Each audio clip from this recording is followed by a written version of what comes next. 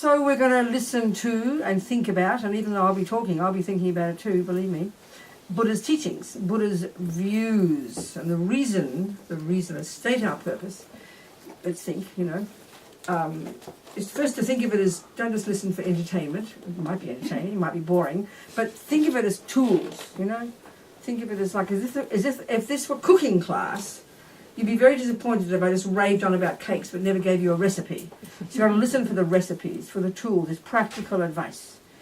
Every word, So you don't have to take the advice because you're the boss, not the Buddha. But that's the way to listen. And why? Because you want tools to use in your daily life to help you develop for the Buddha our amazing potential. But in turn, so that we can help others do the same. We all live in this crazy we're in this insane asylum together. So all the way, if you like, to become a Buddha, so we can totally help others perfectly. Thinking like this. And this is expressed certainly in the last two lines of this prayer. The first two lines are for those of us who kind of think we're Buddhists already, and it's reminding us, reiterating our reliance on the Buddha, his teachings and so on. Sangha charang soke chognam la jancho badu dagni kyab suchi dagi chönyen gipe sonam ki drola penche sangha drupa sho sangha charang soke chognam la jancho badu dagni kyab suchi dagi chönyen gipe sonam ki drola penche sangha drupa sho Sangha chadang soke chognam la jancho badu dagni kyab suchi dagi chönyen gipe sonam ki drola penche sangha drupasho. So where's Kira? Are you there? Yes. You going to offer a mandala? You don't know about that? Okay. Okay, I'll do it instead. It's really auspicious for the centre to offer a mandala, which is just basically the contents of the universe, to the person you invite to teach, because it's auspicious to do that. So auspicious to request the teachings and to make an offering.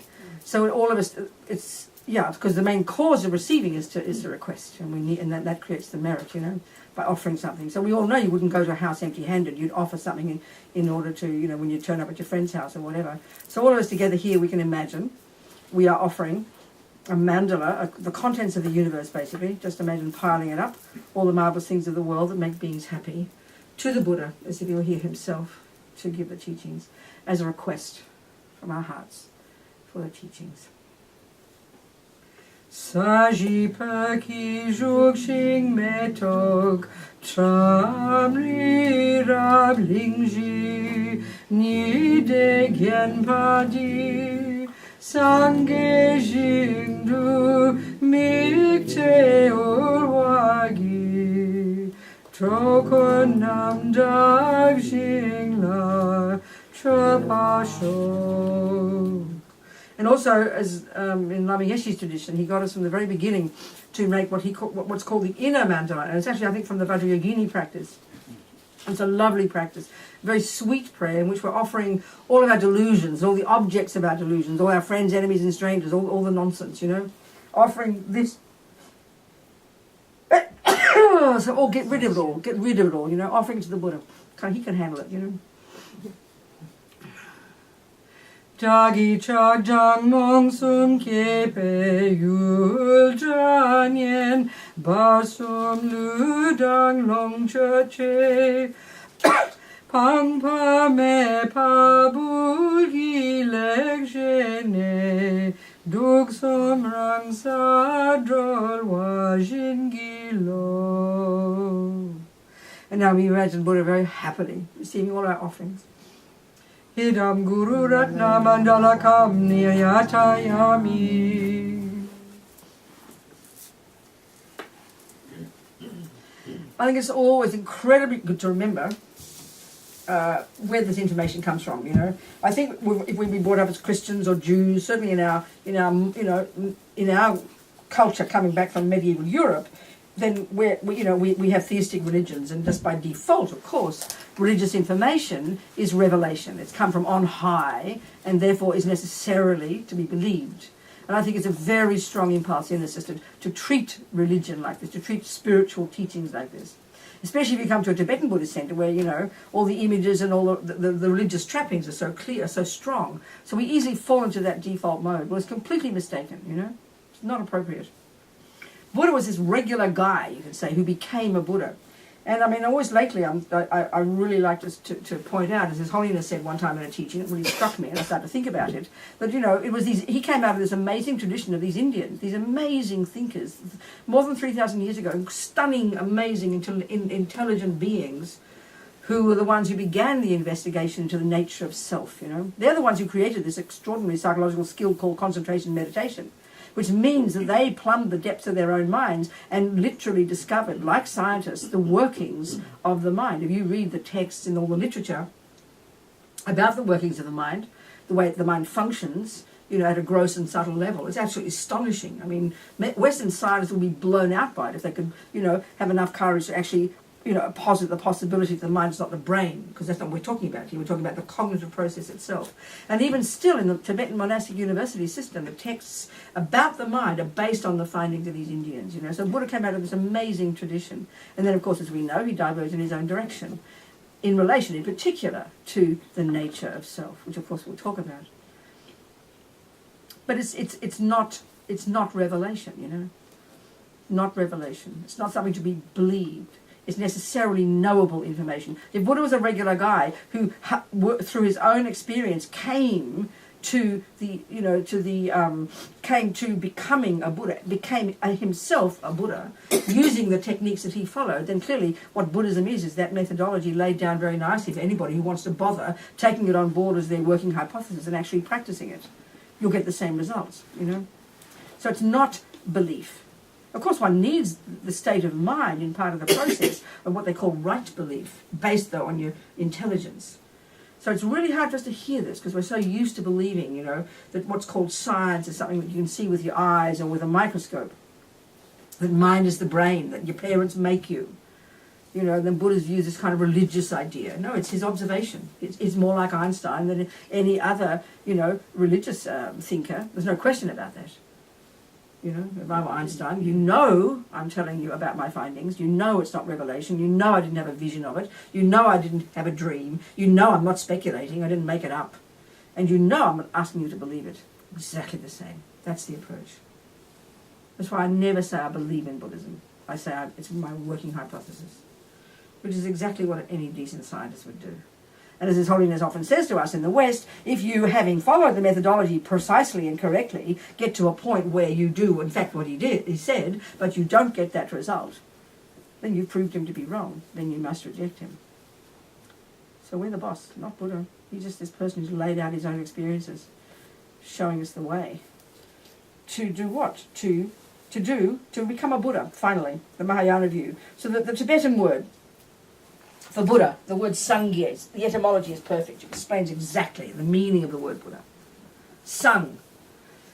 The first syllable implies the utter eradication from our minds of all neuroses, all ego, all misconceptions, all nonsense, all fears, all jealousy, all anger, all delusions, as they call them in Buddhism. The stuff that we in our materialist views completely take as given and normal, so much so that you'd be considered abnormal if you didn't in fact have them, But for Buddha, they're deep mental illnesses, and they're necessarily adventitious, as they say, And that means they're not at the core of our being, which is a really clear point that Buddha has found. That's implied by the first syllable, ge, sang. And the second syllable, ge, implies the utter development, the development to perfection, literally, of all the goodness. It's a really simple way to put it. Rid of all the badness, grow all the goodness. In a really simple way, that's what Buddha is saying. So, of course, the implications of that are pretty stunning if we were to hear it, Exactly what you'd be like if you were a Buddha. But this is what Buddha has found. And all this potential exists where? Not in some thing called a spirit or a soul. Buddha doesn't assert something like that. He says in the mind. So that means we have to know the mind.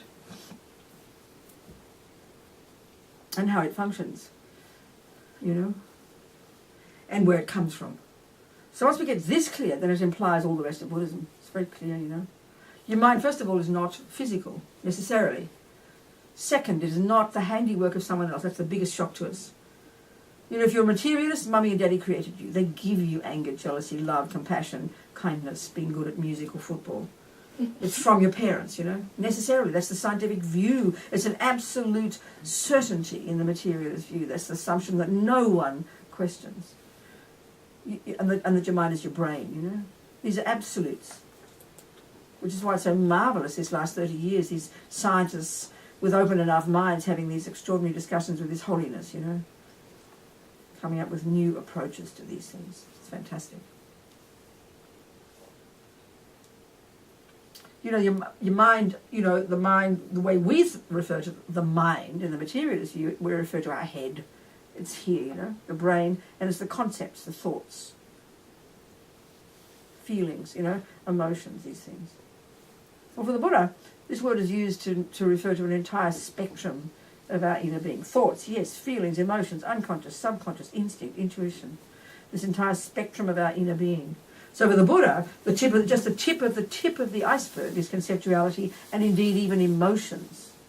The tip of the iceberg of the way our mind functions. The mind, for the Buddha, goes to far more subtle levels. And this again was discovered by the Hindus, these amazing Indians way back, you know. The mind has a far more subtle level. And for the long term, to accomplish this goal of Sangha, Buddha, we need to access these subtler levels. This is fundamental, this is crucial, this is central. And this is where this concentration meditation technique comes in, which the Hindus invented, which Buddha still uses to the present day, all the Buddhists. It's a fundamental technique. And so if you were to see a person who's accomplished this single point of concentration, they would look like they were dead, because they've gone beyond the grosser level. And the other crucial point about the mind, if it doesn't come from mummy, so it's not coming from mummy or daddy, they did not create you, but nor are you the product of a superior being. And that's a shock too for religious people. So the scientist, Buddha disagrees with them, materialists, and the other theistic religions, he disagrees with them. So what's his view? You know, well, guess what? As His Holiness often says, Buddhism is self-creation. You're the product, guess what? Yes, indeed, of the past. But not a creator, and not your mummy and daddy and your grandpa and your grandma, you know, and your genes and your DNA. No, they're the external. Yep, they have a relationship, there's no question. But you're the product of your own past thoughts and feelings and emotions and actions. That occurs in the mind, and that's the meaning of karma. So karma is word we use very colloquially, you know. It's referring to the law of karma, action. And every millisecond of every thought, feeling, emotion, unconscious, subconscious, instinct, all this, every millisecond of what occurs in our mind is necessarily an action, a karma. But then often, many of them followed through, acted out by the servants of our mind, the body and speech. All of this process programs our mind, basically. It's a good term in the West, in modern terms. Programs our mind, or sows seeds in our mind, necessarily. Every millisecond. And we all know that seeds bring fruits. So we are literally the product of our own past handiwork. It's a very simple concept. It's not a complicated concept, just that it's so different from how we normally think, and often we resist it, you know. It's intellectually not complicated at all. Just a posit, your consciousness goes back and back. So if you get back to the first moment of conception, you know, if you're a materialist, you know, the previous second, your egg and sperm when mummy and daddy's bodies minding their own business and you didn't exist and nothing of you except through them and their grandparents and so on. And if you're a Christian or a Muslim, then God put the soul there at the time of conception. Well, neither for the Buddha. The egg and sperm come together and your consciousness from before, from a previous moment of this very continuity, which if you tracked it back, we know it would be an unbroken chain of mental moments. So the second of conception, the second before that, sperm in daddy's body, egg in mummy's body, consciousness, a previous moment of that continuity, a river of mental moments. And a few weeks before that was in another body, and so on and so forth. This is Buddha's observation. Observation.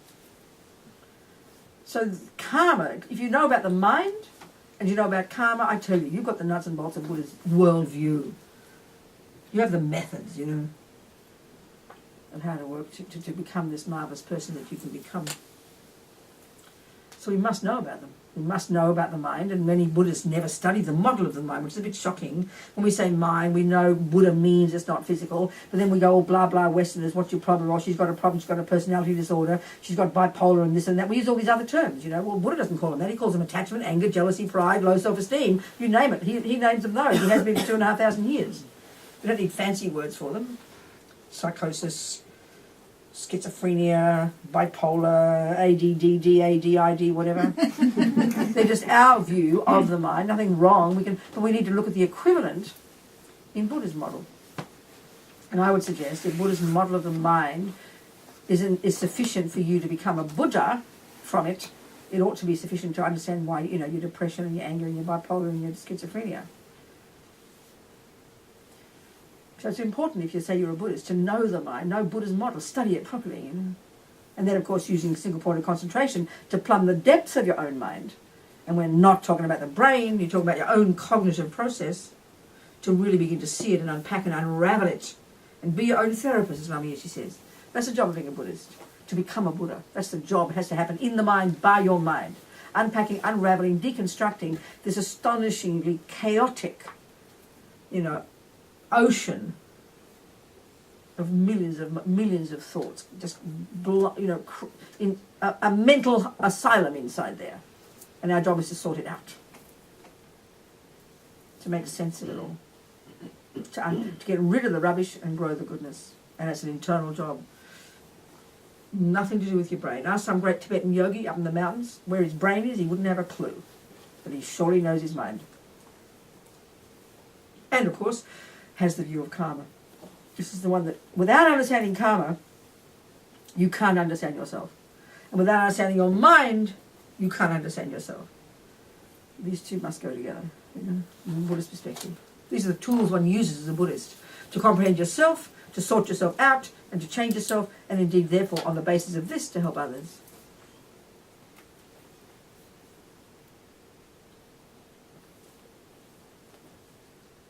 So, the law of karma, you know, we use the word very colloquially, and often, you know, in a very loose sense, you know, not accurate sense. So it's the law of karma. And for the Buddha, it's a natural law. You know, this is why, as not a creator, then of course it's a natural law. He's either made, you know, if you think of it logically, if it is from God, you know, therefore it's information from on high, then of course you don't know God's plan. It's not your business to stick your nose in his job. He's got his plan in his pocket, and your job is to have faith in him. That's completely reasonable. That is not your job with Buddha. That's just intellectual laziness. The job is to discover what Buddha knows. Exactly like you would if you listen to Einstein. You wouldn't believe in Einstein. It's a joke. It's a complete joke to say you believe in mathematics. We'd laugh if someone said you believe in mathematics. What's it mean? Oh, I don't know, I believe in it. What good is that? It's true, 1 + 1 is 2, and if you believe in it, you're doing okay. But what if 6 people tell you it's not? Then you wouldn't know who to believe, would you? You'd be lost, and you can't work with it. So believing is just not enough. It's just not enough. You've got to work it out and have confidence in it. And that's what being a Buddhist is. First you listen to Buddha to check he's a valid person, you have some confidence, and you're prepared to move into it, step into the path, and start practicing what he says. And what are you doing each step of the way? 2 things. You're experiencing it for yourself, and you're verifying its truth. That's what you do with everything. That's how we learn. It's called learning. That's how we learn music, mathematics, to drive a car. Everything we've ever learned and done in our lives is following that process. You listen to the instructions, you take it on board, you attempt it, you practice it, and then you perfect it and you verify it. 2 things. That's what you're doing as a Buddhist, if you're doing it properly. So we have to take karma as a hypothesis. We have to even take the view that our mind is not physical as a hypothesis, because you can't see something not physical can't contact with your senses, because they can only cognize things that are physical or are matter, you know, isn't it? So we have to take it as a hypothesis. Well, you have to have confidence in the Buddha before you waste your time being, you know, saying you like Buddhism. You've got to have confidence. Look at the word confidence. Confide, with trust, with faith. Confide, confidence. Based on using your noggin, not just believing because someone says so. So karma, this natural law, is Buddha's view basically, is Buddha's explanation of the universe. It's his view of how come there is a universe, how come there's happiness, how come there's suffering, how come there's this or that, whatever there is. It's his observation of how things work. And so it's the basis, the basic knowledge of karma and understanding the mind are the tools you need to use to do the job that Buddha says we can do in order to develop our marvelous potential. And then, of course, to help others. A bird needs two wings, wisdom and compassion. What we're discussing here is the wisdom wing, but it's the basis of our ability to help others, which is the compassion wing.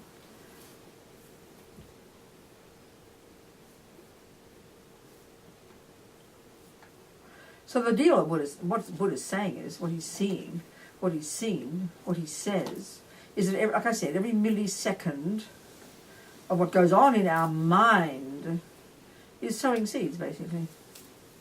And then they will stay. And and what's fascinating, every millisecond of what we experience through our mind and through our senses as well, not one atom of it goes in one ear and out the other.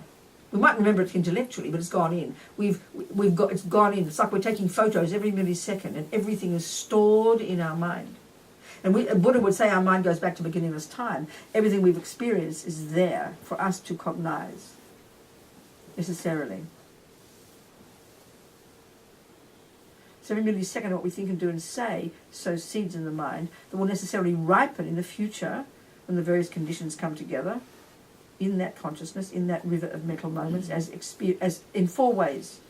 There's four ways our karma ripens, using the analogies of seeds, using the analogy of seeds and fruits. Four ways in which our karma ripens. Four ways in which our mental and verbal and physical actions ripen in the future. First is a type of rebirth. This is called the fully ripened result. And there's various conditions that need to be in place in any action or karma we do in order for that action to sow a seed that will produce a fully ripened result. That is to say, a type of rebirth. Then you've got the second way our karma ripens is within one of those lives. So in our case, let's use an example, in our case, we can deduce logically that a very powerful, virtuous, or karmic seed of morality was triggered not long before we stopped breathing in a past life, not more than a few weeks before our mind hit our mother's fallopian tube in this life. Not more than a few weeks. And our mind hit our mother's fallopian tube at this, usually pretty much is when the egg and sperm come together. That's what conception is. So before that, a few weeks before, it was in another body, and we can deduce that a very strong seed of morality, practice, as Lama Zopa Rinpoche says, in the context of a spiritual path, and probably practice in the context of keeping vows of morality, which we'll talk about. This is what was triggered. Among the trillions of karmic seeds, I like to talk about all the bank vaults we're lugging around with us from life to life to life, and in our bank vault of complete karmic seeds, and we'll discuss what it is that determines an action, which action becomes one of those. It's very precise. So one of those was triggered that already, before you even stop breathing, programmed your consciousness to go to, in my case, to my mummy, Agnes's womb, while she was in bed with my daddy, Teddy. Billy, she was called Billy because they wanted a boy. Her name was Agnes. And her name was Agnes Bliss, and I was called after my auntie, Robina Bliss. So there's my mummy, Agnes Bliss. But this is weeks before. They don't even think of, I'm not even a spark, what would they say? Not even a twinkle in their eye yet. This is several weeks before, and whoever I was before, at the time of the past death, the karmic seed that would program my conscience from that second, even before I stopped breathing, already programmed me to go into Billy's womb, before they probably even thought of me. For sure. Then, at the same time, simultaneously, the trillions of seeds from a lot of bank vault, called experiences, similar to the cause, one of the residual results of actions, which would produce, starting with my parents, all the experiences that we have in this life at the hands of others. Your mummy, your daddy, the next door neighbours, the siblings, the aunties, the uncles, the Catholic nuns, the mean boy down the road who, whatever they did, all the people in your life up to now, including the roaches, that eat, put shit in your spoon drawer, and the rats that eat your house. This strong karmic connection with these people. We make strong history with each other, Buddha says. Look at us. We're very social beings, aren't we? We're very social beings. And that's because we've met each other before. And that, so we're going to bump into each other again, starting with your mother and father. So experiences similar to the cause is all the way you're seen and treated by others. It's the simplest way to put it. So you think of your life, you can divide those experiences, can't you, into nice ones and ugly ones, isn't it?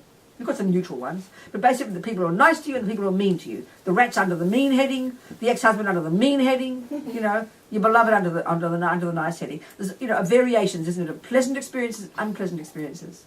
Every one of those, without exception, is the fruit of an action like that was stored in your mind, that is triggered at the time of your past death, simultaneously with the seed that'll be the one caused, in this case, of Robina,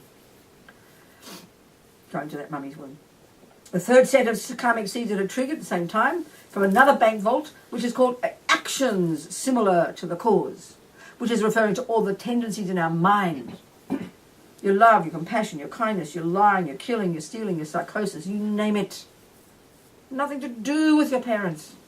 They might have them too, because they've done them before.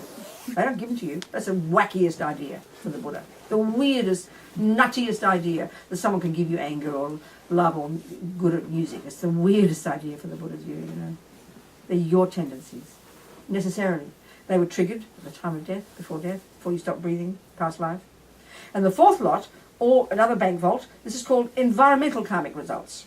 Environmental karma. And that really is a term, it's also for experiences, but the way I put it, it's more, well, no, not necessarily, but it's all about people as well, but the physical environment, including people. So, I could give one example. Let's say, we could say, here we are in this room, we can deduce that virtue, the morality, the karma of morality, generally speaking, the morality of restraint, which is non-killing, non-lying, non-stealing, non-harming, conscious, intentional, non-harming actions, done in the context of keeping vows, as Rinpoche says, which gives like a rocket boost to the power of those seeds. One of those was triggered that caused us to get this human body. Then next we look at our experiences, that mummy and daddy, we get the siblings, all the people and things, sentient beings in our life, how they see us and treat us, all the mean things and all the good things.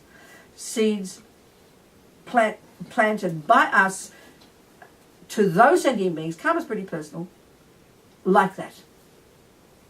So, third one, again, remember, your tendencies, and fourth, the environmental. So let's say in our case, non-harming, ripen, non-killing, nourished by, keeping vows, was triggered. Second, if we call about non-killing, that would ripen in our life as an experience, and so far this is true for all of us, we're still alive. We haven't been killed, or we haven't died young. So the fact that we're still alive means that the morality karma, called experience similar to the cause, is ripening in our lives. The fact that we're still alive, that we're still breathing. Not because you're young, not because you're healthy, not because you eat well, no, because the karma of non-killing is at this second continuing to ripen, because we have some of it in our petrol tank still. The third way it would ripen, non-killing, would be clearly as a tendency not to kill. How marvellous, how special, how unique on this crazy human earth. Most people kill something. So we woke up in this life, or in general in this life, we have a strong wish not to kill. This is pretty stunning. That means we've practiced it intentionally as a vow in the past. Unbelievable. And the fourth way non-killing would ripen, as in the environmental sense, means your body's healthy, you're fit, and what you eat nourishes you. Always think of Warren Buffett. I quote Warren Buffett. 85. That mega rich fellow, He gave all his $55 billion to Bill Gates. And he's renowned for being a very ordinary fellow. He drives his old Toyota, lives in the same house he has for 40 years, in the boondocks somewhere. And his sister said, I read his biography, his sister said, I've never seen water pass his lips. His diet, and he's 85 and fit and healthy, his diet all his life, cheeseburgers, Coca-Cola and vanilla ice cream. So that should shatter the scientists, because it's proof that food is not the main cause of health. And the Buddha's view is he's got a long and healthy life, and whatever he eats nourishes him. That's the fruit of past non-killing. That's the karma he's got in his gas tank, and it hasn't run out yet. So every action we do, negative or positive, has their own set of 4, you know. Negative ones ripen as suffering rebirths, positive for a fully ripened, and then as a tendency to keep doing it, as an experience of it happening to you, an environmental result. So, for example, killing would be lower realms, or if it's in this life as a human, you'd have the tendency to kill. Look at the human world. Most humans kill something, and most religions say it's cool. I was taught as a Catholic that God made creatures for our benefit, didn't he? You know, that's what we're told. They don't have a soul. Most materialists, scientists, would say they're not worthy. That's why we kill them all. The third one, the killing result will be you die young, or you get killed. Look at the world, non-stop, you know. You know, I think if you did some research, probably more fetuses, more human, more sentient beings who won the lottery virtually and got a human birth, got a human womb, but they died before they got born. I bet there's more than them, even than babies who get born. That's the result of killing karma. Your karma runs out. Gas tanks haven't got a bit of petrol in it, you know. And the environmental result is unhealthy, sick. The physical world harms you. Water polluted, air polluted, peanuts destroy you, milk kills you. You know, look at the number of people with what we call environmental allergies. This is the result of killing in the past. So the Buddha's view of the world is very simple. This is the causes of everybody's experiences, everybody's tendencies, everybody's life is their past actions. It's really not a complicated concept, but it's too shocking for us. Because we hear it as blame. You know, we hear it as blame. Because why? We should analyse that. We should unpack that assumption. For Buddha, it's an absurd assumption. But that's the assumption we have. Why? Because we have this dualistic view that morality is all about information from on high that someone forces upon you that you're supposed to do. Which means God or Mummy, it's the same. Don't do that, Mummy says. Why not? We all know the answer. Because I say so. The same as God, isn't it? So it's the same philosophy. The view of self-existence, this dualistic view that puts good and bad out there as something imposed by others, which is why we feel repressed by it, then why we want to hide when we do naughty things. Oh, I got away with it, we say. I mean, that's infantile for the Buddha. It's bizarre.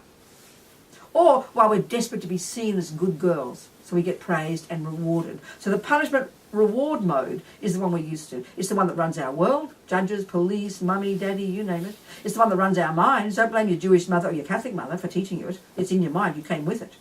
It's a function of the root delusion.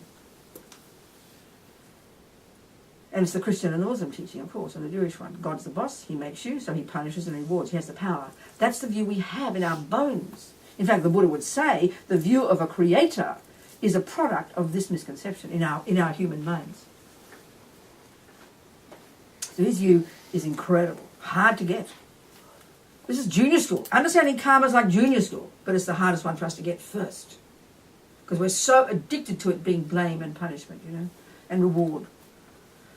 So strongly. Over the last few years I've been working on this Book of Lovers over Rinpoche's, you know, which is available to download for free, or you can wait for Wisdom's book. You can buy it in February, but you can download for free, and it's an amazing book. I'll mention it many times in the weekend. How to help your loved ones enjoy death so they go happily to their next rebirth, it's called. And it's basically all of Rinpoche's teachings on how to help people at the time of death.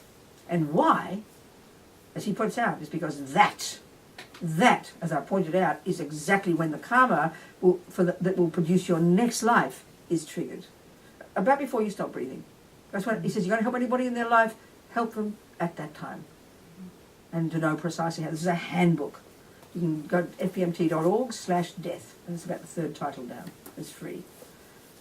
fpmt.org/death. And so for me, working on that book, and I'm a Buddhist, you know all about karma, we know all about death, blah, blah, blah, you know. But somehow it was so strong working on it. Understanding the, I started such a long sentence, I forget the reason I said it, I'm sorry. Pointing out something. The necessity. Yeah, the one of karma, you know. And understanding the necessity to understand death. Absolutely, not just vaguely, you know. Why this book started in 2003. Rinpoche was teaching in France on another topic, and one of his old students, a dear friend of mine, Google, German, an old student, you know, she came to Rinpoche and she said her daddy just died suddenly and I didn't know what to do, she said. And this is common. This is common among people who are supposedly, you know, knowing about impermanence and death, Buddhists, because we all can't bear death, so we don't like to think about it, so we live in denial of it, you know.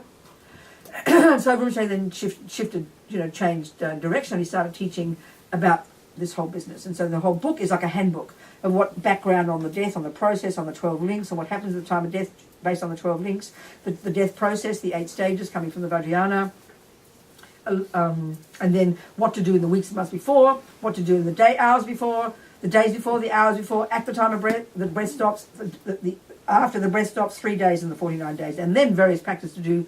And all of it is geared to how to help the person who's dying. Make sure they die well, karmic seed ripens, gives them a good life so they can carry on practicing their spiritual path. You know? And of course, because it's a Buddhist book, it's not about the grief and everything. I remember a person looking at this book and said, where's the chapter on grief?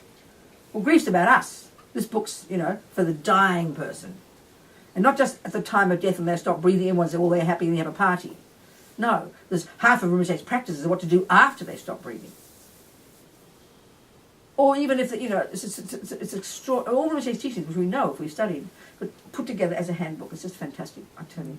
And it's so helpful for my own mind, Realizing the point I'm getting at. This is the point that's so hard for us to get. We are totally convinced that someone else is in charge.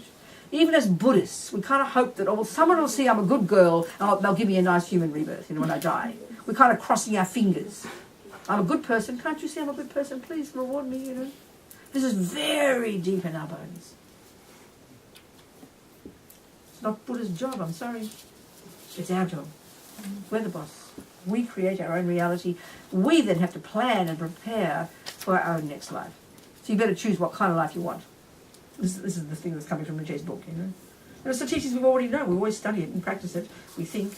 We've got to be prepared for death, got to know what to do at the time of death, and got to know exactly how to prepare starting now. We're just taking the view of karma, basically. Because the Buddha would say, as we know, there's just one of trillions of lives, and we're on our way to Buddhahood, to Sangha, And death will come. One of the, again, junior school teachings, death definitely will come. No idea when. And the only thing that can help us at the time of death, and this is the Buddhist point, the only thing that will help us at the time of death, to be packed, ready to go, as Steve Jobs' sister said. I remember reading him about Steve Jobs. It was very moving the way she said that. Something like that. He was packed, ready to go, she said. So what do you have to pack? Virtuous karmic seeds. That's it. Not complicated. That's your ticket, that's everything. Virtuous karmic seeds. The body can't help. And in one of the chapters about attachment, the nightmare at the time of death, the nightmare is attachment, to this body, of course, more than anything. And then to me, to life, my friends, my beloveds, my pussy, my doggy. All the things that are a nightmare for you at the time of death. And in one of the sections of the chapter, there's one to create a conducive environment for the dying person. Keep the cat out of the way, please. Keep the dog out of the way. Keep the ones that they're too super attached to out of the way. Everything in that room should be perfect for that person to die peacefully and virtuously. That's it. That's the goal, Therefore, of course, for yourself. Why? Because there's in Buddha's view, and we'll talk more about it in the weekend, there's this natural relationship between what's called virtuous states of mind and the mind being peaceful. Well, you can prove it. Check the last time you were compassionate, kind, forgiving, generous. You were peaceful. Check the last time you were angry, depressed, jealous, attached. You were unpeaceful. The mind's neurotic. The mind's deeply disturbed. So the mind has to be peaceful at death. Because attachment, and there's a chapter on this, on the 12 links, the particular role Rinpoche says that attachment plays at the time of death, it's intensely more powerful than any time during life. So the mind has to be incredibly peaceful. Because craving and grasping, the 8th and 9th of these 12 links ripen naturally. Even until you're a highly realized being, you're going to have them. So you've got to be so ready, because they're going to come no matter what, We'll talk about more on the weekend. But the whole point that I'm really saying strongly again, re-emphasize for me, that we are in charge. We are the boss. We are the ones who have to sow the seeds to produce the life that we want after we die, which we will do. We are the boss. It's kind of a strange way to say it, because we think it as spiritual, you do it, you're a good person, the results come, and how do I know, We're just hoping someone will see we're a good girl, and they will reward us. Not like that at all. We're the boss. We have to do it. So that takes time to feel that type of confidence, to feel that type of confidence. that I'm in charge of my life, and that therefore whatever ripens in my life, I caused it. This is the one. It's so huge, this one, you can get it, you know. So I always like to use extreme examples to prove it, to show it. You know, I always remember 2003, Richard Gere invited a bunch of former prisoners, all of whom had done some kind of meditation in prison, to come to His Holiness's teachings and to meet as a group and to meet His Holiness. And some people like me were invited as well, because I was working with people in prison. I remember they also invited 2 young Tibetan nuns. So these young women, you know, been tortured and sexually abused in prison for a couple of years in Tibet, telling about their experiences. I think the major point for most of the Westerners, you know, was a whole group of like Americans, black, white, male, female, Puerto Rican, Mexican, you know, whatever, was that they weren't angry. It was a bit of a shock to us, you know. We'll talk more about this too. They weren't angry. They accept this is their experience. And then they said, at the end, they said, and of course, we had compassion for our torturers, because we knew we must have harmed them in the past. You know? So this is where all the Buddhist view of karma, the implication of that leads you to all this. The implication is you become the boss. You become in charge. We become grown up. We stop becoming we stop the victim mentality. We stop the anger. We stop the resentment. We stop the fear. We stop the depression. Not joking. The more we understand this view that we're in charge, and that means we're going to have to unpack and unravel these philosophical concepts, the more we're going to recognize the current philosophical concepts in our mind. Our mind is riddled with conceptions, with assumptions. We don't realize that. When we have anger, we just assume it's a feeling, you're born with it. You know, that's the West things. Load of rubbish. It's the assumption of an innocent victim. What's depression? I'm not being horrible about it.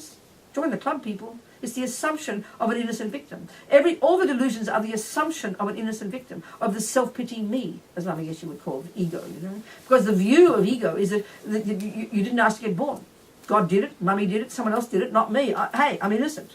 This is the nature of ego, the nature of how we feel. Where you look at the words when you speak your jealousy, you speak your depression, and this is not criticizing us. This is why it's dangerous to say this, because it sounds like you're blaming. Because we hear that word, blame. You mean it's my fault. That's how we hear it, because it's an assumption. You know? So deep inside us, this assumption of victim. Lama Yeshe was marvelous. Self-pity me, he said.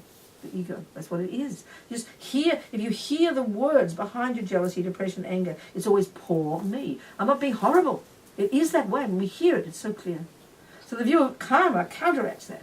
I'm the one who created the cause to have my life. Of course, the point here is interesting. I have to say this.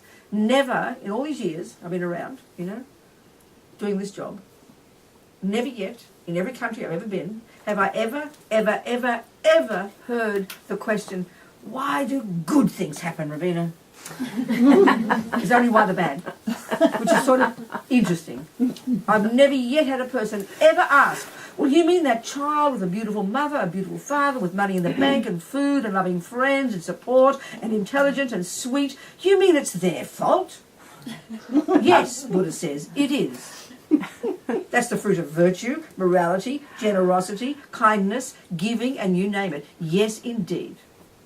But we never ask that, because we don't mind. We just want more good, please. Give me more. I don't care why, you know. But the bad, hey, I don't deserve that one. That's what we believe. But Buddha says it's not rational. It's based on a wrong assumption, you know. So we have to check, we have to question our assumptions, is what all this demands. From the practice point of view. To read karma nicely, go blah, blah, blah, and then you get mad at your husband again. That's just superficial. It's just intellectual level. We can be very clever. We study and get your PhD in it, you know. But until you start analysing it and unpacking your assumptions and realising the immensity of the implications of the view of karma, it's marvellous, you know. It makes us grown up. That's my experience. Oh, I'm not grown up yet, but I'm trying.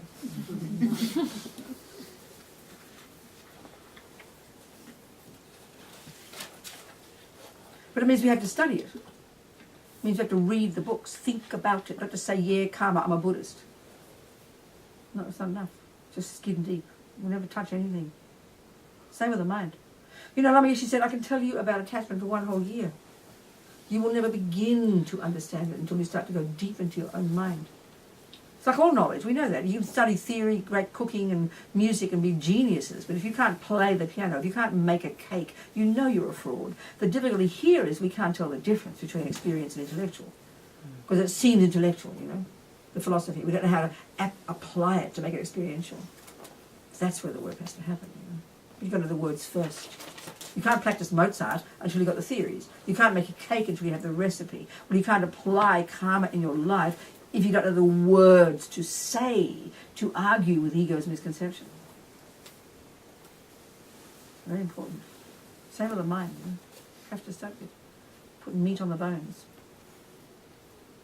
So this is Buddha's view of the universe. Every sentient being, and he says the universe is, there's not an atom of space you won't find sentient beings. And of course, as we know, Buddha asserts masses of sentient beings. Humans are like 0.1% of all the sentient beings. Got this vast spectrum of types of consciousnesses, types of mind possessors. The term in Tibetan for sentient beings, sem chen, such a delicious term, a mind possessor. There are trillions of mind possessors. All of them, as Lama Zopa would put it, experiencing their own karmic appearances, as he puts it. And this takes time to see. The more we understand emptiness, the more this makes sense, which we'll talk about. Countless sentient beings pervading the universe. Our body, we know, is pervaded by sentient beings, like a zoo. Apparently the pores, they love all the nice, juicy, open pores on our face, and they're like houses for millions of little beings, And our arms are under our arms like a zoo. The rest of our body, we think we're so clean and nice. We're zoos from trillions, and this is just the animal realm. Then you've got all the spirits and all the hell beings, all the gods, trillions, and they're all mental states. They're all minds experiencing the fruits of their past, coming along with some kind of level of physicality, Karma is a natural law, he says. He didn't make it up. He's not speculating. He's observed it. So every sentient being is the boss. And the tragedy, this is the basis of the Bodhisattvas and Buddha's compassion for us. The tragedy is that we don't realise we're the boss. Because the dualistic view says everybody else is to blame, This is just a natural law. And our materialist view reinforces this. At least with the Christian teaching or the Jewish teaching, if you truly do it properly, you have a bit of humility and you're going to have faith in God and you'll do his wishes. At least you become a nice person. But the materialist view, everything's set into, it's all blame. It's all out there. Necessarily. It's the view. So it's hard. I mean, you don't have any explanation for why someone would rape you, not to mention why someone would give you $1,000. No explanation. No logic whatsoever. You never met that person and you can get raped or they give you $1,000. We know millions of examples of this every day. But we just go, oh, well, we don't know. No one knows why, we'll say. Because science hasn't found. Well, Buddha says they never will, as long as they keep asserting the mind is the brain. He's not being rude, We assume we began in our mother's womb. We assume we come into this life as a brand new being, like a blank slate. We become completely programmed, first, second, and conception, with trillions of these karmic seeds that we planted in our mind in the past, and every experience, every tendency, every environmental, and the type of life we have. Main cause every time, past action. Why you get healthy when you eat, main cause, not the food, your past virtue. Main cause you get sick when you eat food, not the main cause, not the food, the past action. Why you die suddenly, why this happens, why you get money, why you get not money, why a person lies to you, why a person doesn't lie to you. First cause, past karma. It's not complicated, it's really simple, just that we forget it. Why someone mean to you, past action. Why someone kind to you, past action. Yours, every time, yours. If it happened to you, you did it. Like I like to think that my life is my garden, and whatever's in it, I'm the gardener. It's mine. Welcome seed, welcome weed, welcome fruit, welcome herb, welcome rapist. Hi, rapist. Not complicated. It's just we don't like it, that's all. But we should be so happy to think all the good things that happen, which we never notice because we take it all for granted. And we immediately think of what we haven't got because we're addicted to, ego's addicted to negativity, unfortunately. We should be crying with happiness every day. We're to compare ourselves with the rest of the world. We're part of the 0.1%, whatever it is, 0.0, that one. Not rich, fortunate. And who did it? We did. We put the seeds in the bank, We worked hard in the past, not killing, not lying, not stealing. This is what Buddha would say. So every second to rejoice, to be blissed out. And then once we've taken responsibility for the good, it's easy peasy to take responsibility for the bad, We kind of run to the bad first and agonise and twist ourselves into a knot about it. So it's not a complicated concept. Well, I think it's great. I mean, it said, you create yourself. Who wouldn't love that? I think it's an amazing idea. I love it. I mean it sincerely. It's a delicious concept that I created myself. Oh, wow. I don't want to blame somebody else. It means, it means you're a victim. Oh, I can't stand the thought. Ooh. Excuse me, I'm raving on here. Forget my point. Hear it like that. Kind of be excited about it. You know, not at all karma. Many Buddhists don't even talk about karma. They're too embarrassed. There's a group of Buddhists I know who are social Buddhists. They never talk about reincarnation. They said it. They feel ashamed. Because it's a minefield, you know. Because we're all addicted to the blame mode, and no one wants to think that way. We want to be nice, sort of nice, materialist, social, yeah, poor people, got to feel sorry for poor people, you know, rich people are evil and ugly and this kind of thing. You understand? So it puts a whole different look. But it takes time to process it. And you won't process it if you don't open the books and read the words and nut it out. Join the dots, you know, and apply it in your daily life, like those young nuns. They didn't suffer, not the way we would do, because they knew why it happened, and they even could have compassion for the people who did it to them. This is the result of karma, you know. Makes your mind peaceful, makes your mind grown up. And of course the bottom line is, you can't, this is the first point, you can't stand the thought of more suffering, and that's why you quit harming others, lying, stealing, killing. This is junior school, grade 1, Buddha's little checklist, you know, his first level of entry into Buddhism, his little checklist of 10 don'ts. The first 7 are of the body and speech. And he says, back off, people, and don't kill, don't steal, or don't take the ungiven, as Lama Zopa very nicely puts it, and don't jump on the wrong partner. That's 3 of the body. 4 of the speech, which is mainly what we humans do. We mightn't run around raping and killing too many people, but we say things that aren't true. We rabbit on about nothing, just vomiting out what we're thinking, completely boring people to tears. We say harsh words, not everybody, but I love that one. I'm a bit rough on my words. I mean, actually said, you're so rough. He's right, I am. And the 4th one, our worst one, is saying bad things behind people's backs. Because we feel safe. We think it's a virtue to talk about politicians and their bad qualities. We love to talk about that sister, and that colleague at work to her husband at home. We can't wait to go blur, you know. And this is one of the heaviest ones. Causes so much pain and suffering. But this is the point now, to get to the crux of it. Buddha, like Jesus, like, I don't know, who wrote the Jewish things? God. Is it God, isn't it? You should know. You didn't study? No. Okay, whoever wrote down, maybe Abraham, I don't know. Who's the guy who wrote words down in Jews for the Jews? Moses, did he? Yeah. Okay, but let's say Moses. Well, I bet you, was Moses a nice guy? Did he say don't kill and don't lie? He probably did. Don't cheat on your Didn't husband. Moses write down the 10 Commandments? Yes. Okay, good. So Moses says the same thing. Jesus says the same thing, and Buddha. But so's your grandma. Behave nicely, they will tell you. So then the crucial thing is you have to ask the question, why? We know that Grandma and Moses and Jesus would all say, because I say so, or because God says so, because the boss says so. That's, you listen to this. I always quote this, I asked my Jesuit priest friend, by definition, what is a sin? By definition.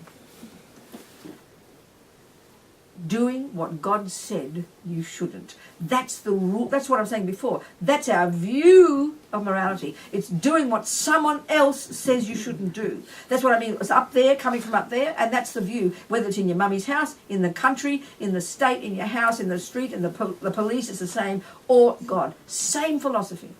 It's information imposed upon you. That's why we have shame and guilt and fear and all the rubbish, you know.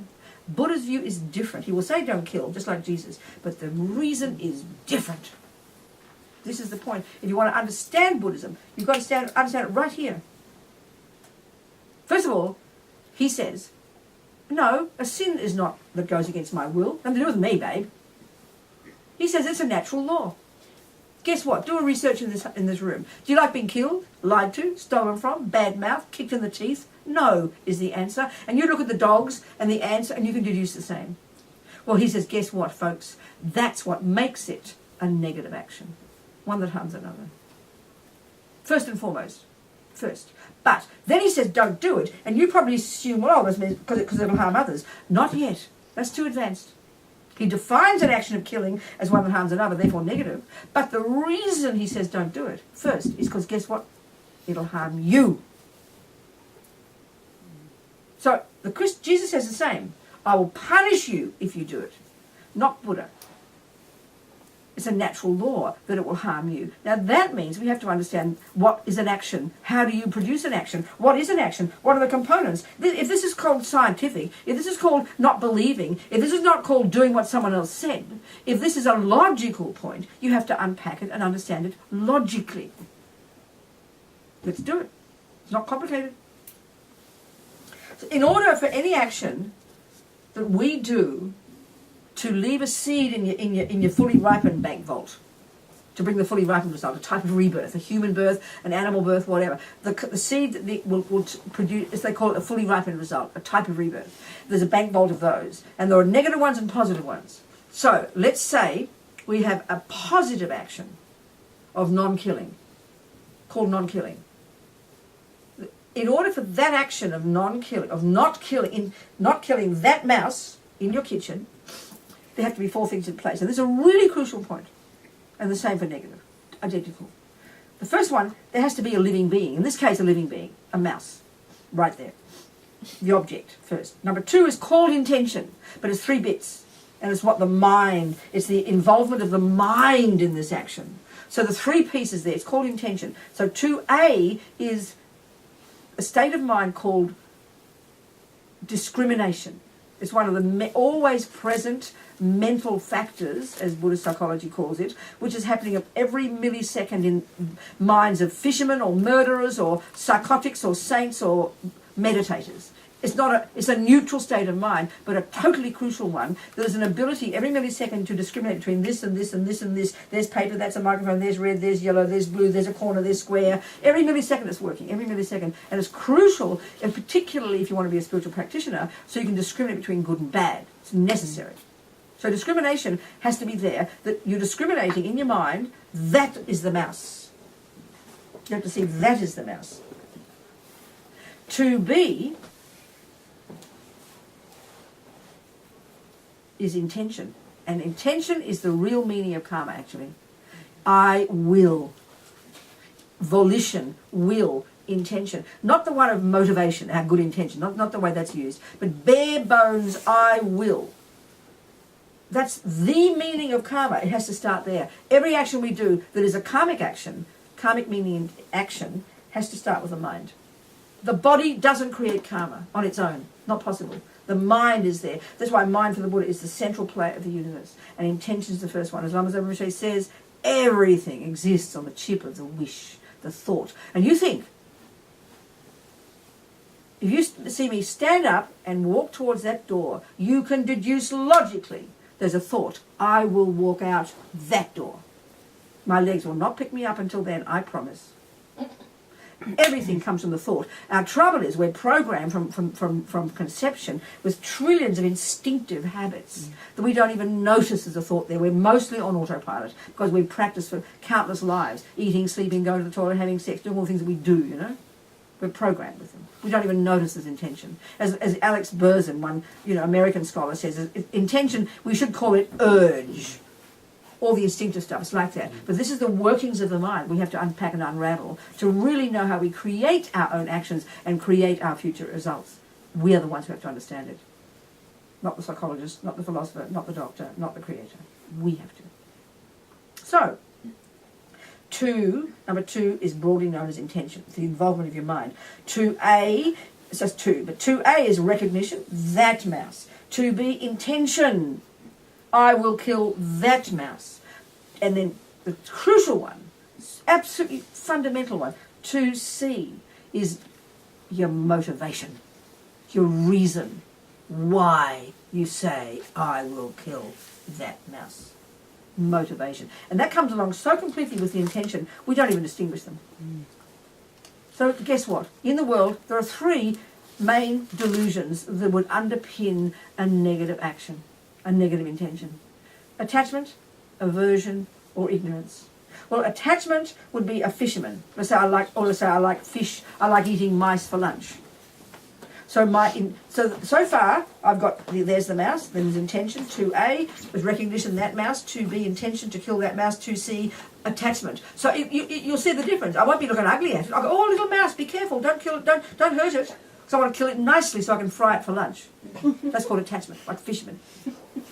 But in my case, like typical in the world, you have aversion for the mouse. How disgusting. How dare a mouse be in my kitchen. That's called anger, basically. That's why most people kill. Look at the world. Look at the world, please. It's called anger. It's not psychosis. It's just called anger. So you want to smash, harm, you know. That's the killer. That's the one. That's the main one. That piece, 2C of this 4-part of an action is the one that determines the character of the karmic action that you do that leaves a seed in your mind that will ripen in the future as your experiences, your rebirth and everything else. That's the piece that's the crucial one, the motivation. And I'll explain in a minute why. Number 3 of the 4 points, you do the action. Number 4, you rejoice. Dead mouse. That's a complete action of killing. I started with non-killing. What happened to the non-killing? I began with non-killing. Now I'm moved to killing. I'm sorry, I forgot. Okay, just the same for non-killing. Sorry, just the same. You know, there's a mouse there. Number 2, intention. Recognition. There's the mouse I must avoid killing. 2B, intention. I must avoid killing that mouse because you can so see it's going to get harmed, you're going to save it or something. 2C, compassion. You do the action, great, rejoice, mouse is gone. Bye, thank you very much, mouse says and goes. That's a complete action of non-killing. And what makes it virtuous is the compassion. Now, let's say Jane has a mouse in her kitchen, but 2 is missing completely, which is most of our actions. There's no mind involved. The object is there, a living mouse. 2B, 2, intention, not there because there's no mind. 2A, recognition, nothing because her mind's not involved. 2B, intention to not kill a mouse, not there because her mind's not involved, doesn't see it. And 2C, motivation, no motivation because there's no intention. So there's no action, there's no karma. 2C, her leg goes down and just avoids killing the mouse and the mouse gets away. She creates 0 karma of any kind, good or bad, in relation to that because her mind wasn't involved. So the mind has to be involved, and then when the mind's involved, there's got to be the recognition that it's that one. This is for a complete action. You've got to see, there's the mouse I'm going to kill. It's particular, and I'm going to kill that mouse, and because I have evil, ugly, down dare that mouse, boom, then duh. That's a complete negative action, or virtuous, depending. And this is the point about karma. If there's no mind involved, there can't be the karma. Now maybe Jane, avoided killing a mouse. Lucky mouse got away, but maybe she's sitting there abusing her girlfriend, drunk, and throwing knives at somebody. Well, she creates a negative karma of doing that, but she doesn't create the virtuous karma of saving a mouse, which indeed happened, but her mind wasn't involved. Your mind's got to be involved. Now, the other example, let's say Jane has a mouse, another mouse, and she's not drunk and throwing knives at a girlfriend. And this time the object is there. Number 2, intention, recognition. Oh my God, that mouse, look at it, suffering mouse. She just discovered the mouse is suffering. 2B, intention, I will kill that mouse. 2C, reason, compassion. Unbearable. She sees it suffering. Like many people in the world, they think killing the mouse will stop its suffering. All she wants to do is stop its suffering. And she assumes killing will do it. Right? So she does the action, she kills the mouse, and the mouse dies. That's a complete action of killing, but her motivation, that one little piece, which is different from mine, exactly the same thing, same scenario, same object, same recognition, same intention, same action, same result. The one piece was different. 2C, motivation was different. You could argue she doesn't create negative karma, she creates positive karma. She meant well. And of course, as Rinpoche says, meaning well is not enough, you've got to have wisdom, but much of our actions now are meaning well when we do good things. But half the time we don't have any wisdom, so we make a mess. But nevertheless, her whole wish, such compassion to help that mouse, and assuming killing it would help it. No wisdom, Buddha says, but still, her motivation is so powerful. That's so virtuous karma, you could argue. Of course, it's not enough. So don't go around killing with compassion. Back off and don't kill, please, because we don't have any wisdom. And the wisdom that you need to kill a mouse is to know their future life right there, you know. Just like the opposite. Lama Yeshe at Copan one time, years ago, our friend, what's his name? Oh, God, my memory. Harry, our friend Harry. You know, he's a meditator. He was at Copan years ago, and Lama Yeshe was there. Lama is our guru. And Harry was trying to help this monk who was very ill. And he'd found a doctor to help him. And then he happened to mention it to Lama Yeshe. And Lama Yeshe didn't explain anything to Harry, and Harry has faith in Lama. Lama just said, back off and don't do anything. And Harry didn't. He stopped getting the doctor, and the monk got very sick. He went up to the mountains and he died. Now that sounds like Lama Yeshe is very cruel. Didn't give a reason. It sounds shocking, in fact. But Lama Lundup, the abbot, explained to Harry what was happening. Because of Lama Yeshe's bodhicitta, his realizations, his clairvoyance, and clairvoyance is a point the Buddha says we need to really benefit sentient beings. You can't really begin to benefit sentient beings until you've got clairvoyance, and clairvoyance is the ability to access all the information in our minds we put there from the past, not to mention other people's minds. It's just a natural consequence. We've had it countless lives, Buddha says. It's a natural consequence of practice, of virtue. So Lama, due to Lama's clairvoyance, he could see clearly the karma that this monk created. Quite heavy. He would have got that life if he had a doctor. He would have got better, but he wouldn't have finished this heavy karma. Next life, even worse. Whereas having the experience, going up to the mountains, he in fact died very well as a good Buddhist with people around him. He died peacefully. He purified the karma. Next life, fantastic. Now, who's got that kind of wisdom? You know, we do not have. And we can't play Russian roulette with sentient beings. So we've just got to be cautious, use what wisdom we've got. But the point here is the emphasis on the one of the motivation. You know, that's, first of all, the general role of the mind in any action we do. Because we look throughout the day, we're doing millions of actions with our body, aren't we? We're killing millions of sentient beings every day. How can we not? Just existing, we're killing. But if you're not intending to kill, strongly meaning, I don't mean, I didn't mean to, not like that, but not, if there's no, I will kill that mouse. Intentional. You've got to recognize that mouse, intentional. That's a complete action. Of course, you can do half actions, you know. You can intend, but the mouse gets away. You still put an imprint in your mind, no question. The mind has to be playing. And this is Buddha's view about karma. The mind is what creates karma. And karma runs in the minds. It's the law that runs in the minds that determines all sentient beings' experiences. The mind is the boss, you know. It's Buddha's view. So you've got to understand his view to get to understand karma and to understand how to therefore be a Buddhist, you know. It's pretty reasonable. Are we communicating? Any questions? It says we have to finish at 9. We'll see what happens. Any questions? Yes. Yes, darling. Is all my karma from my past life, or is it also from the past year? No, mostly the way they talk about karma in this way. Okay, let's go back to the point I mentioned. At the time of your past death, not more than a few weeks, you zapped into your mummy's womb. What's your mummy's name? Anna. Anna's womb. Okay, there was Anna. Several weeks before you zapped into Anna's womb, you had these 4 bank vaults. One was the karmic seed that was triggered before you even stopped breathing. So we can kind of deduce maybe you had a peaceful death, a spiritual death, you know. That was the one that caused you, already programmed you to go to Anna's womb. Second, simultaneously programmed were all the millions of seeds that would produce your experiences. Who you're going to meet, the rapist when you're 14, the this, the that, the thing happening, the cancer, the environmental, all those 4 tracks. Those karmic seeds are all programmed in your consciousness at the first second of conception. Could be 1 million lives ago. So that doesn't mean what you do in this life doesn't affect what happens to you in this life. But basically, you're set up as you, as Anna, female person. Okay, we can change ourselves these days, I know that. But you're Anna, you know, the things, the type of personality, you've got the tendency to lie or be loving or kind or be a musician or a sportsman. Those things are kind of the programming of your tendencies. They're all from the past, for sure. There's no tendency you can develop in this life. I mean, suddenly, what to say, when you're 27, you suddenly learn to play music. That tendency has to have been in your mind from past lives. It's not possible you can create a new tendency. That's impossibility. Impossibility. So everything that happens, it's not set in stone. We tend to hear it as being set in stone. But it is set in stone insofar as, and we accept this, everything that grows in a garden is from seeds planted not just today or yesterday, were they? Unless they're very quick little tiny little baby seeds. They're all from before. But what you do to those plants can help nourish them, or you can kick them and knock them out, can't you? So that's what we have to do with our lives. We're all programmed.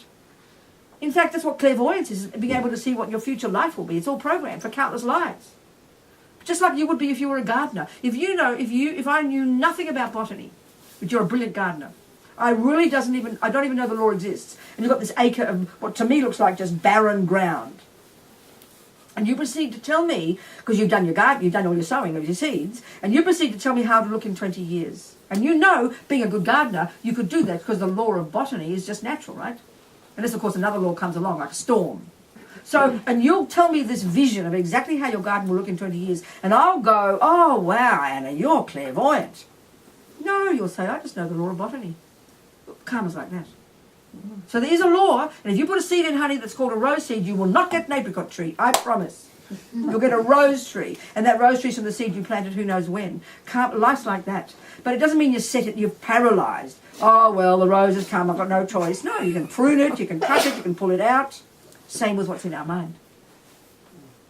Does that make sense? So all the karma I acquire in this lifetime will ripen in the next, but not in this same sense that I'm talking. The Buddha would say, for example, that the result of killing is you will get killed, for example. Now, right there we can see it doesn't necessarily ripen in this life. You can see people who are fishermen until they're 95. Because they've got the karmic track from non-killing, a whole track of non-killing karma that caused them to be 95 and to live a healthy old age. That's the karma from that past life. And then the other track is the tendency to kill. So they run track, they have no direct relationship. Do you see what I'm saying? That's why bad things can happen to good people and good things can happen to bad people. There are different tracks, you think about it, different tracks of karma. So you can have really lousy experiences. People don't believe your words. It's because you've lied in the past, even though you tell the truth now. People steal from you, even though you never steal now. We know this. We can see the suffering in the world. This is one of our commonest reasons we all go crazy. Why are these bad things happening? I don't deserve it. You're right from the normal Western point of view. That's why bad things happen to good people, or indeed why good things happen to bad people. They're two separate tracks. They can interact. You could say, let's say you start stealing. And suddenly tomorrow you get stolen from. We mostly will go, oh, there's karma. No, not like that. What's happened is your tendency to start stealing grew today. It came to the surface, so you start following it. And then also you had a karma to be stolen from that was somehow triggered. But that has to have been there from the past. It can't have been a brand new one that popped up. Not possible. Thank you. That's how they talk. Yeah. Yes. Someone else, just a second, sweetheart. Who over here put their hand up? Yes. Hi. You talked about Warren Buffett's a lot of merit that he had. Well, we deduce he has to have if he's 85 and eats hamburgers and Coca-Cola and not a mouthful of water past his lips. So let's say instead of being a professional investor, he decided to become a Buddhist monastic or something like that. Would he have an accelerated path toward enlightenment with all that merit, or? It's very hard to know because what you're doing because you've got strong morality karma as an experience or as environmental, so you have healthy body and good food nourishes you, all you're doing is using that up every time you are healthy and well. You're using it up because every time you're healthy, you just finish those seeds. So it's running out. So you've got to create more. So he might be, we don't know. I don't know his mind. I don't know if he kills or lies or steals. I don't know. Maybe he's a very moral person. So if he is, that's when he's sowing the seeds for more. So he'll get more healthy bodies and next life. But if he's just, tipping his life down the toilet, killing the roaches and the rats and stealing from people, then he's just going to end up in the lower realms and all that karma's wasted. So is he squandering it now, though? Oh, we have to know his mind, darling. I can't tell. That's what I said. Unless you know what he's practicing now, you're squandering that if you're not practicing more. In other words, you've got all your delicious veggies in the garden, isn't it? You've got your veggies in the garden. That's the experience of good coming up, all the delicious veggies. But if you forget to plant more, which is being kind and sowing more, and what sows more veggies is not stealing, not crying, not killing, not harming others. If he's actively doing that, yes, he is sowing more. You'll get more veggies in the future. Otherwise, he just tipped them down the toilet. You see what I'm saying? That's why we are addicted to getting nice experiences, aren't we? We call that a happy life. So really we should have, my friends in prison, for example, many people are in prison, we all know that, and many people maybe have been wrongly accused. So they are completely done nothing wrong, but that they are wrongly accused, but they're good people. So that's the ripening all that negativity from past life of misusing others, of blaming others. They're now in prison because they're not believed, but they're good people. So I'll use this example, this woman in Florida, I always quote this story. I read about her years ago. She was hitching with a husband and 3 kids, and they got picked up by 2 blokes, and the blokes got picked up by the coppers, and the 2 blokes killed the coppers and blamed the 3 people, the husband and wife. They're on death row. He even gets executed. Can you imagine the pain? The husband gets executed, and then eventually she gets out after 17 years. So the nightmare, you can only imagine the nightmare. So there she is, a good person. She decided it was one. I was moved by her because she said at some point, I read her memoir, at some point, and it must have been exhausting to get to this point, but how courageous, she said, I realized finally I couldn't change anything, but they couldn't take my mind from me. So I decided, I'm not a monk, I'm not a prisoner, I'm a monk. I'm not in a cell, I'm in a cave. So she practiced yoga, meditation, whatever. So we can deduce, there she is, experiencing the fruit of some heavy negative action in the past, losing her kids, losing the husband, and being seen as an animal. You're the worst animal on earth if you're a cop killer, but completely innocent. But at the same time, she doesn't get involved in rage and resentment and go crazy, which is very common. So she actually used that amazing opportunity. So that was all an experience. That was finishing that karma. She finished it, and she created masses of more good karma. And how difficult to do that in that kind of situation. We should praise ourselves for being good people, but when no one's threatening you, it's easy to be good. Do you understand? We think we're such good people, I'm so moral, I'm so kind. All we're doing is resting on our laurels of experiencing the good results of our past virtue. But we make the mistake of thinking, I'm such a good person. We might be, but test it when someone comes on punch in the nose, your hubby leaves you, then test. Like her, in prison. Wow. As Lama Zopa said, you don't really create much virtuous karma until you make effort. I bet she made effort, baby.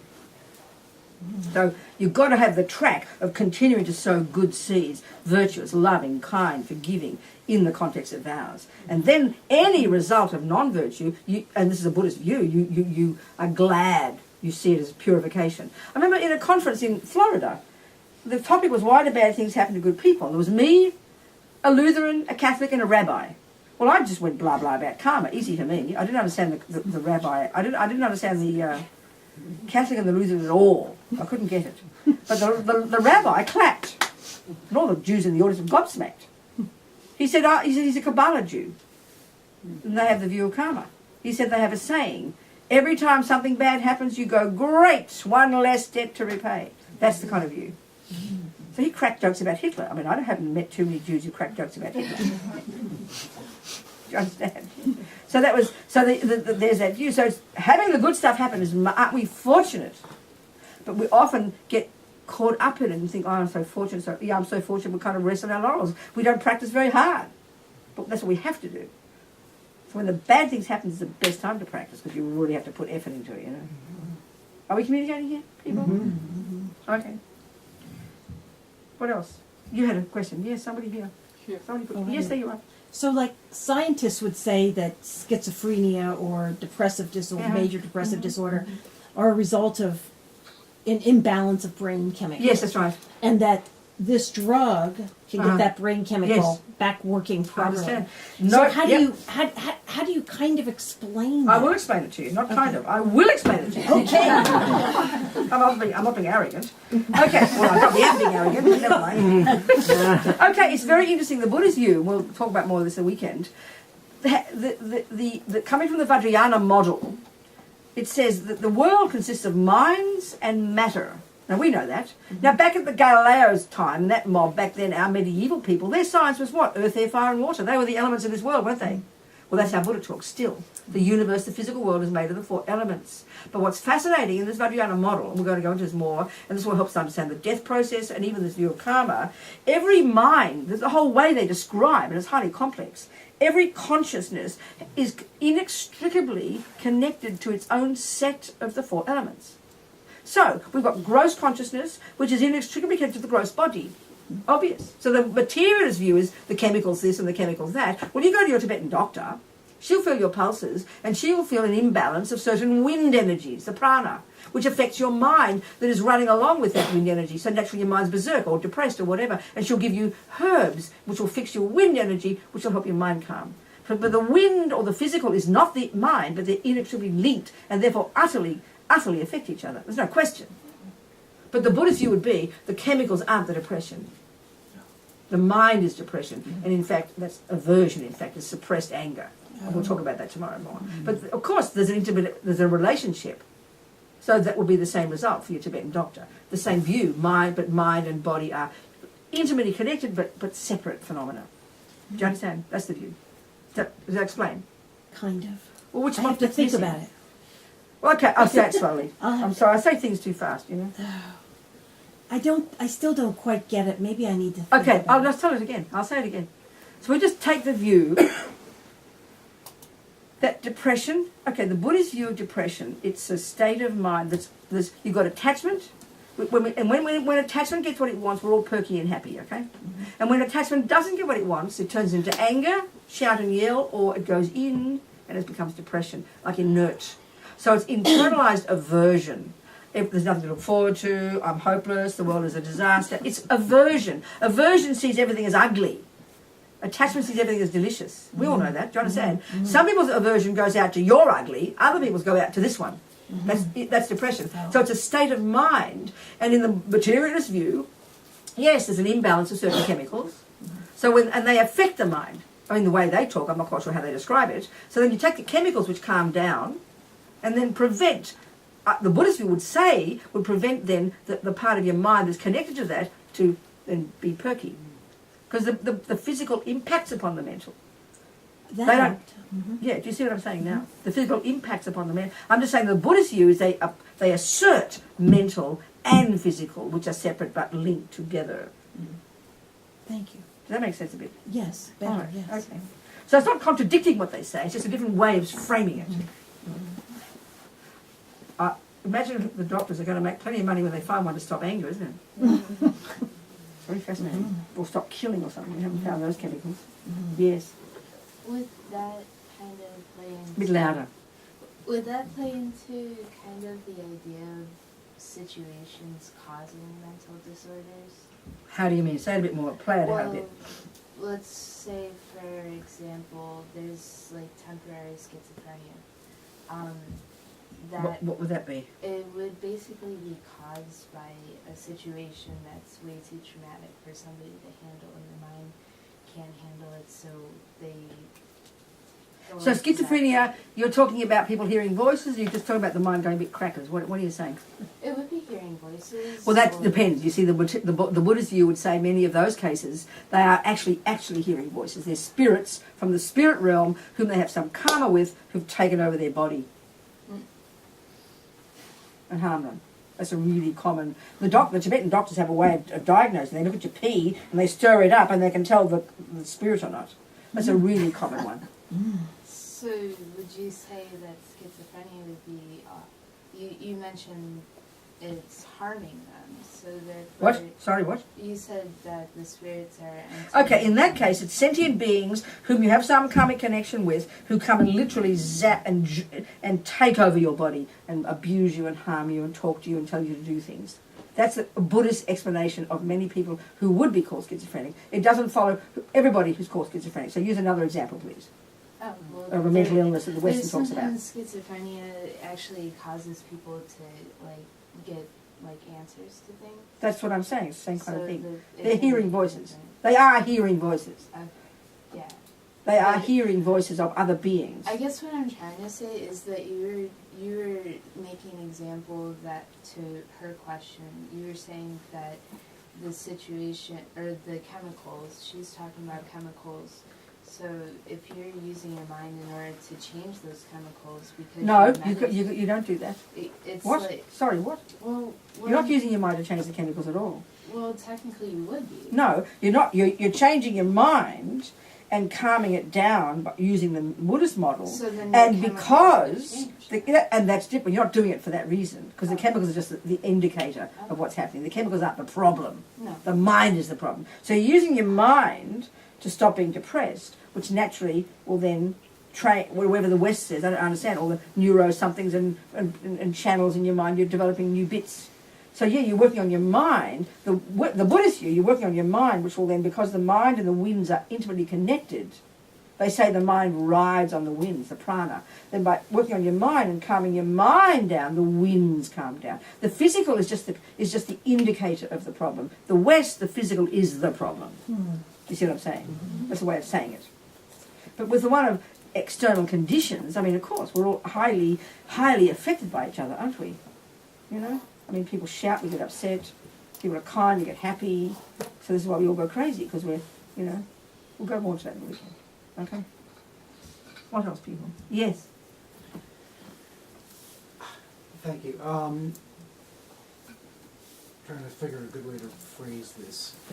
If you're taking a particularly bad action that happened, okay, and You did it, someone else did it, or just in general? What do you think? something that happened and you're basically experiencing negative emotions as a result of it. So, for example, a friend dies, Okay. okay, and at some point you make a conscious decision to stop basically wallowing in it and use it to help other people. Okay, Is that yes. going to be consciously ending seeds of negative karma? Oh, of course, there's no question.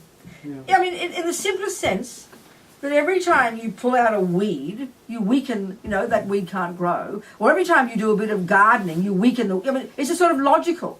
So every time you play the right note on the piano, it weakens your habit to play the wrong note, doesn't it? You can't just play a right note and still have the same tendency to play the wrong note untouched. It's not possible, is it? So everything we think, as Lama Yeshe says, you know, we create negativity with the mind. So we can purify it by creating positivity with the mind. So every time you go against a tendency to be angry or depressed or whatever, you're strengthening the virtue and weakening the non-virtue. Of course you are. Naturally. and it's amazing when you finally realize that you're enjoying wallowing in it too. Well, I know, but that's the tragedy of delusions. We're addicted to negativity, aren't we? The more we see our lives, we're addicted to the negative. We run to the negative very quickly in ourselves, in others. It's very interesting, isn't it? It's true. It's a very strong tendency. It's just habit, that's all. That's all karma means, is habit. If you've got a strong habit to kill, it's very painful to not kill. If you've got a strong habit to not kill, you couldn't kill. So it's the strength of the habit that makes us rush to it quickly. It's only because we've practiced it before. Otherwise it wouldn't be a hard habit to change. You see what I'm saying? So the harder the habit is to change, the more we've done it, that's all. Rather than, oh my God, this is who I am and I'm a disaster, I should kill myself, which is how we think in the West. Because we don't know why it's so hard. We don't know why we have this habit. Mummy didn't teach us, you know. So it's terrifying to us. Because then we assume it's me and my core. It's just a habit. That's why one of the marvellous assumptions, for me, one of the marvellous consequences of taking the view of karma is just a bunch of habits, Robina. It's cool, dear, relax. We all know we can change habits. Then you've got more perseverance. Whereas we tend to think, no, I don't know where this is coming from. I've got no idea why I'm like this. No one taught me to do this, so I'm evil. Isn't it? I find that among many of my friends in prison. Just beyond despair. I'm hopeless, I'm nothing, I'm nobody. I mean, they love the view of karma. They're on the edge of their seats hearing about karma, you know, because it shows it's impermanent. There's no karma that can't be changed. Nothing's set in stone. It's very optimistic. Time to go home? Bed, wherever? Okay. So how many of us are staying here? Few? Okay. So even if you are not, then we've got some homework. Now, we're not going to have silence during the day because I think it's really good to talk, but we'll have silence at night. It's good to do that, I think. Even though you're probably sleeping. Are you sharing mattresses or something? Sharing beds practically. So, whatever. But try and best one is to be like a yogi and yogini. They look straight ahead and they ignore each other. If you can, okay? Try and ignore each other. Just sort of act like no one else is there. We have this very strong impulse to be social, you know? we don't want to be seen as a naughty girl, so we're trying to be nice, but don't be nice. Be rude. Ignore each other. Try and do that, if you can. But if someone else does talk, don't get upset with them. Just mind your own business and you be silent. It's enough. So do that until the morning. But always there's a little bit of homework too. Before you go to sleep, different things you can do. If you've got your own practice, you know what to do. But one little practice is really nice to do is you just... The Lamas always tell us that it's really... We have to learn to become more conscious, more aware of what we're doing, because 90% of the time we're not conscious. So a good way to start is to practice in your dreams. You know, when you dream, you're not aware you're dreaming, and you wake up, oh, it's only a dream, you know. But it's really good to practice being aware. If we can be aware that we're dreaming, we can certainly be conscious of what's going on in our daily life. We have to train. So just before you go to sleep, make a strong decision. I will see my dreams as dreams. So it doesn't mean remembering your dreams when you wake up. That's fine. But it's to notice that you're dreaming as you're dreaming. It's really nice to do that. See if you can do that. And then when you wake up in the morning, you know, or if you wake up in the morning, because we assume we will wake up in the morning because we're permanent. But, you know, lots of people tonight will die. Tomorrow morning you go around 50-mile radius and knock on doors doing a survey. Did anybody die last night who didn't expect to? And I bet you'll get an answer yes, although we don't do those kind of surveys normally. But we would. So that might be one of us. We do not know. So you go to sleep, you see your dreams, and then if you wake up, you bliss out. Oh my goodness, I can't believe it. My petrol tank of morality hasn't run out yet, which is the Buddha's reason why you wake up. The main reason. And then I must make the most of today, hop out of bed, do some meditation, you know, listen to the teachings, like that. Yeah, we all go to bed with happy minds. So we finish with a little prayer. Thinking, we've been here now, hour and a half, look at it, nearly hour and a half, hour and 3/4. So as many moments as there have been, you know, is as many seeds each one of us has planted in our mind. And we delight in that. Absolutely delight. So marvellous. We don't remember much of it, doesn't matter. The seeds have gone in. And we make this wish, this dedication, to nourish these seeds from this moment forward so that we can develop they can grow into our amazing potential. So that we can indeed be of benefit to others. And we're fully qualified. So it's, in that sense, it's for them. It's like you grow all the veggies, and at the end you go, who do I grow these veggies for? Sentient beings. Give them all away. Fantastic. And then we think, may compassion, bodhicitta, grow and grow in the hearts of all.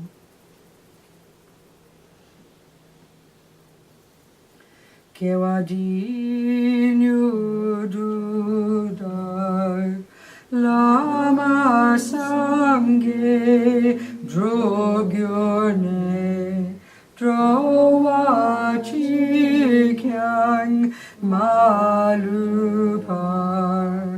Dei Salar Gopashog Jangjob Sanjog Rinpoche Make Panam Kegyoching Kepanyam pa me payang Gong ne gong du pa ba shu